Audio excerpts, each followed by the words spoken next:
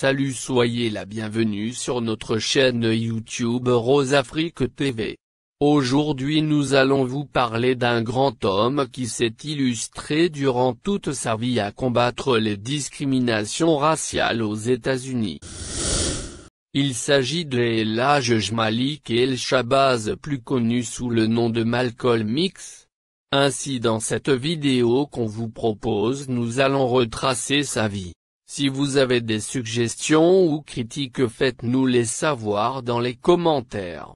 N'oubliez pas de vous abonner pour être informé dès qu'une vidéo est mise en ligne et de partager sur les réseaux sociaux. Maintenant entrons dans le but du sujet.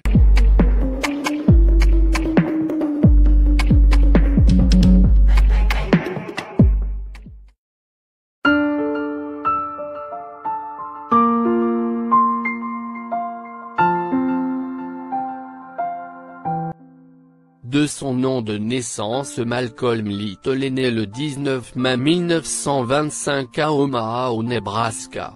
N'étant encore qu'un nourrisson, sa famille déménage à Lansing, au Michigan. Quand il avait 4 ans, il vit sa maison incendiée par des membres du Ku Klux Klan, partisans de la suprématie blanche. Malcolm sera influencé par son père qui, ministre du culte baptiste, prêchait l'évangile du retour en Afrique de l'un des premiers chefs du nationalisme noir, Marcus Garvey. 2 ans plus tard, son père meurt d'un accident de tramway qui aurait été en fait un assassinat prémédité par des blancs du KKK. Sa famille avait souvent été la cible de Black Legion, un groupe de suprématistes blancs affiliés au Ku Klux Klan, que son père avait accusé d'avoir mis le feu à leur maison en 1929. L'État du Michigan est à l'époque un fief du KKK, comptant entre 80 000 à 120 000 membres. La mère de Malcolm, Louise Little, traumatisée par la mort de son époux et par la charge de ses enfants, développe une dépression nerveuse, mal soignée. Son état se dégrade, en 1937 ou 1938, voire 1939, les sources divergent. Elle est hospitalisée au Kalamazoo Regional Psychiatric Hospital, dans le Michigan, où elle reste, jusqu'en 1963, date à laquelle sa famille obtient sa sortie. Ainsi, Malcolm et ses frères et sœurs vont vivre en famille d'accueil ou chez de proches parents.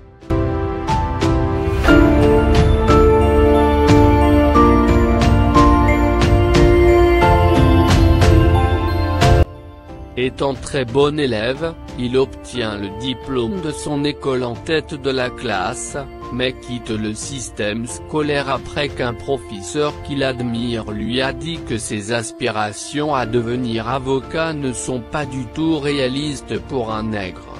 Ce n'est pas par conviction raciste que son professeur lui explique ceci, mais pour le protéger de désillusions ultérieures en raison du caractère institutionnel du racisme dans cette partie des États-Unis. Il refuse d'être charpentier, comme son professeur le lui propose. Il essaye de rendre ses cheveux moins crépus et son teint plus clair, mais, malgré la souffrance endurée, c'est un échec. Après avoir voyagé d'une maison d'accueil à l'autre, Malcolm est envoyé une première fois dans un centre de détention puis emménage à Boston pour vivre avec sa demi-sœur plus âgée, Ella Little. À Boston, il accumule les petits emplois. Il est également employé par intermittence par la New Haven en Hartford Railroad, une compagnie de chemin de fer. En 1942, Malcolm fait partie de la pègre bostonienne. Il doit fuir Boston avec sa compagne de l'époque, Sophia, une jeune femme blanche, à cause d'une rivalité avec un meneur de la pègre.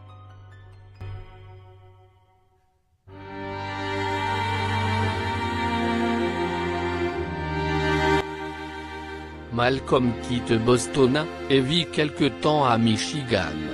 En 1943 il déménage en New York pour travailler brièvement à la New Haven Railroad. Il travaillera même comme cireur de chaussures au Lindy Hop Night Club. À Harlem, il est appelé à prendre part à des activités de revente de drogue, de jeux, de raquettes et à des cambriolages. Entre 1943 et 1946, il voyage entre Boston et New York à 3 reprises. Il est arrêté en 1946 à Détroit pour cambriolage et est mis en prison. Au début de l'année 1946, il retourne à Boston. Il y est arrêté le 12 janvier pour avoir essayé de voler à nouveau une montre de près de 1000 $ qu'il avait laissée dans une bijouterie pour la faire réparer. 2 jours plus tard, il est également poursuivi en justice pour port d'armes. Le 16 janvier, il doit faire face aux charges de vol caractérisé et d'entrée par effraction. Il est condamné à 10 ans de prison, il n'en fera que 7, qu'il purge à la prison d'État de Charleston, dans laquelle il arrive le 27 février.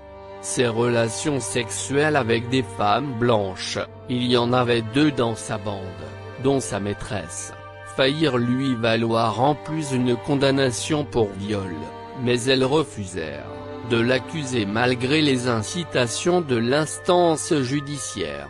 De plus, Malcolm est dépendant à la cocaïne, qu'il a commencé à consommer lorsqu'il était dans la PEG.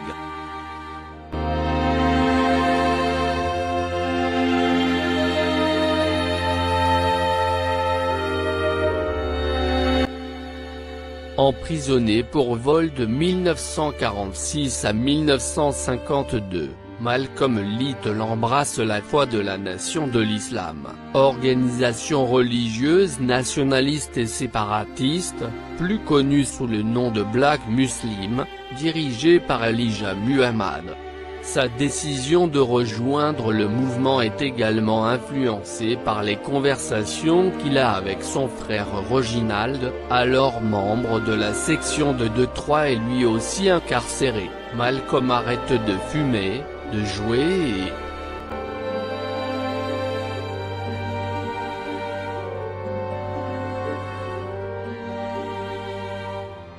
jusqu'à la fin de son incarcération, Malcolm est souvent en liaison avec Elijah Poole, dit Elijah Muhammad, le meneur de la Nation de l'Islam.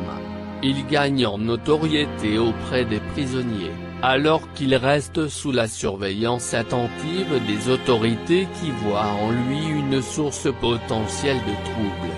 On ne lui accorde pas la possibilité d'être libéré au bout de 5 ans pour bonne conduite car il est considéré comme trop dangereux pour être libéré par anticipation. En février 1948, notamment grâce aux efforts de sa sœur, il est transféré dans une prison expérimentale à Norfolk, Massachusetts, qui possède une bibliothèque bien plus fournie que celle de la prison d'État de Charleston. Il réfléchit par la suite sur ce temps passé en prison. Les mois passaient, et il ne me semblait même pas être emprisonné. En fait, jusqu'à ce moment-là, je n'avais jamais été aussi libre de ma vie. Le 7 août 1952, il est finalement libéré sur parole.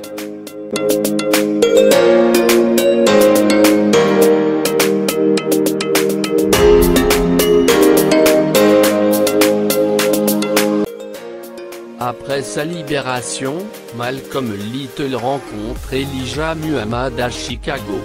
Cette rencontre sera à l'origine de son intégration complète à la Nation de l'Islam. Assez rapidement, il change son nom de famille pour X. Malcolm explique que ce nom représentait le rejet de son nom d'esclave en l'absence de son véritable nom d'origine africaine. En effet, dans l'Amérique esclavagiste d'avant 1863, le maître imposait à ses esclaves de prendre son nom afin de les marquer comme ces choses, d'où ce rejet. Le X représente également à la fois la marque appliquée sur le bras de certains esclaves et l'inconnu mathématique, qui symbolise l'inconnu du nom d'origine. Cette vision a conduit de nombreux membres de Nation of Islam à changer leur nom pour X, comme sa future épouse, Betty X, ou à prendre des noms musulmans, supposés plus authentiques. Dans Message to Black Man in America, Elijah Muhammad explique que le nom Shabazz était celui des descendants d'une nation noire asiatique. Le soupçon de communisme s'étant révélé sans fondement, Malcolm X n'est alors surveillé que pour son appartenance à un culte nationaliste noir. En mai 1953, le FBI conclut que Malcolm X a une personnalité asociale avec des tendances paranoïaques, paranoïa schizophrénique prépsychotique, et qu'il a en réalité cherché à traiter son désordre mental. Cela est soutenu plus précisément par la lettre interceptée par le FBI, datée du 29 juin 1950.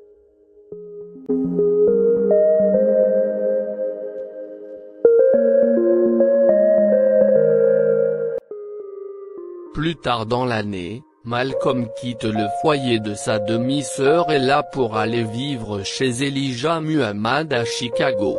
Il devient assez vite le prêcheur du 11e temple de Nation of Islam.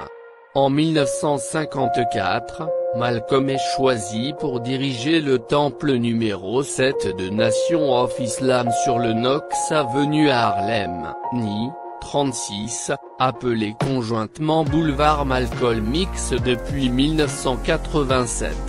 Il multiplie les effectifs des fidèles en peu de temps.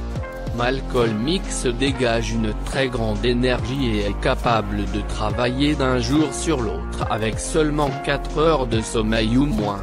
Il lit beaucoup, et lorsqu'il adhère à une cause, il s'y dévoue entièrement. C'est un orateur convaincant, et il devient connu nationalement après une émission de télévision locale consacrée à Nation of Islam, The At Produced. Diffusée en 1959, émission où il est interrogé. Pendant qu'il était engagé dans la cause de la nation de l'islam, il joue un rôle important dans la croissance de l'organisation, passé de 500 membres en 1952 à 30 000 en 1963. Malcolm X va s'opposer sévèrement le mouvement afro-américain des droits civiques, parce qu'il en critique la méthode non violente, mais surtout parce que ce mouvement est porteur d'universalisme, d'indifférenciation entre les races. Malcolm X, l'organisation de Free of Islam, un groupe paramilitaire. Il organise en 1957 avec ses troupes le siège d'un poste de police puis d'un hôpital. 39. Malcolm X prononce de nombreux discours haineux, appelant à la haine des Blancs, se réjouissant lorsqu'un avion d'Air France plein de Blancs s'écrase ou lorsque le président, John Fitzgerald Kennedy est assassiné à Dallas. Ces discours de haine l'ont popularisé, car il se faisait ainsi l'exutoire de la rage d'une jeunesse noire défavorisée. D'avril 1957 à mai 1957, il publie une série de 6 d'articles sous le titre de God Angry Man, l'homme en colère de Dieu dans les colonnes du New York Amsterdam News. Il se rend à Jérusalem en 1957 et à Gaza en 1964, dans une démarche s'inscrivant dans ce qu'il conçoit comme étant une lutte de libération transnationale et cosmopolite.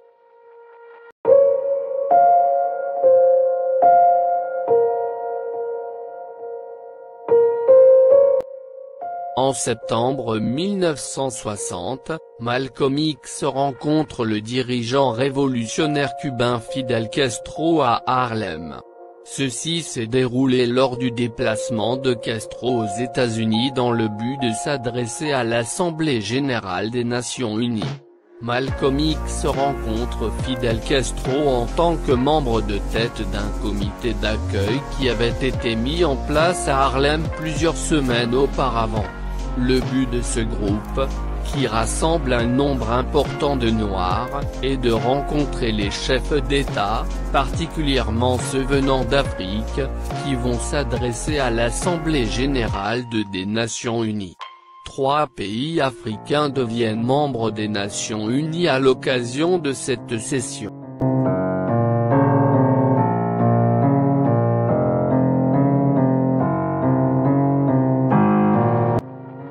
Malcolm X visite l'Afrique durant les mois d'avril et de mai 1964. Lors de ce voyage en Afrique, Malcolm X s'intéresse à la récente organisation de l'Unité africaine, fondée en 1963 qui avait pour but de fédérer l'ensemble des États africains. De retour, aux États-Unis, c'est sur ce concept de fédération qu'il est convaincu de la nécessité de créer une organisation rassemblant les Afro-Américains, sans distinction de leurs diverses appartenances religieuses ou politiques. Le 28 juin 1964, Malcolm X annonce la création de l'Organisation of Afro-American Unity, OAU, lors d'une conférence publique donnée à l'Audubon Ballroom de New York. La charte de l'OAU est rédigée par John Henrik Clarke, Albert Clige, Jesse Gray et Gloria Richardson. Le mouvement sera éphémère, il s'étiole après l'assassinat de Malcolm X le 21 février 1965, malgré la reprise du mouvement par la demi-sœur de Malcolm, Ella Little. Cela dit, l'OAU est devenue l'inspiration de divers groupes se réclamant du Black Power.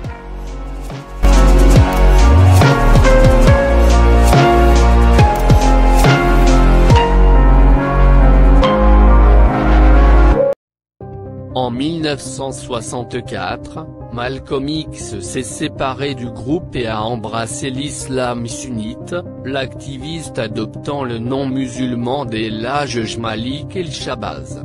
Renonçant aux croyances séparatistes de Nation of Islam, le leader charismatique dans la lutte pour les droits civiques, a tenté d'internationaliser le sort des Afro-Américains et des autres opprimés du monde.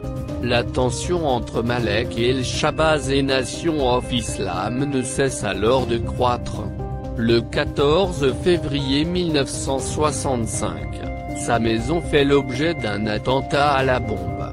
2 mois avant son assassinat, le dirigeant de Nation of Islam Louis Farrakhan écrit « Un tel homme est digne de mourir ».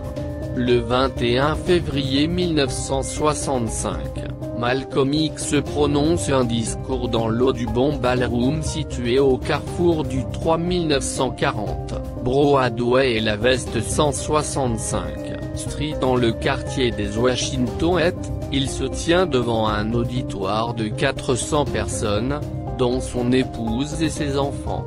Le discours commence à peine lorsqu'une dispute éclate dans la foule, un homme en accusant un autre de lui fouiller les poches. Malcolm X, au micro, les appelle au calme lorsqu'un membre des Black Muslims s'avance vers lui avec un fusil à canoncier. Touché au ventre, Malcolm X tombe en arrière, tandis que 2 autres personnes lui tirent 21 fois dessus avec des revolvers.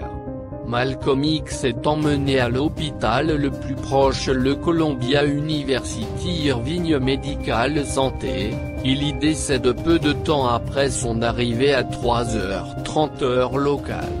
L'identité des commanditaires reste inconnue, bien que les soupçons se portent principalement sur Nation of Islam, infiltrés par plusieurs agents du FBI lorsqu'ils ont appris l'existence d'un projet d'assassinat de Malcolm X. 3 membres de Nation of Islam seront reconnus coupables en 1966, Norman Butley, Thomas Johnson et Talmadge.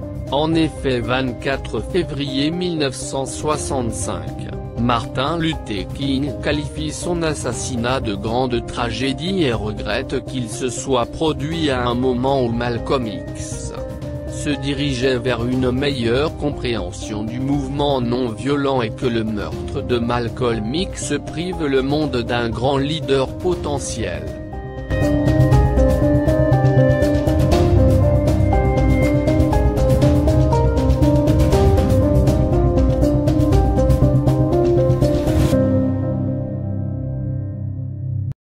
Nous approchons de la fin de la vidéo, nous espérons qu'il vous a plu.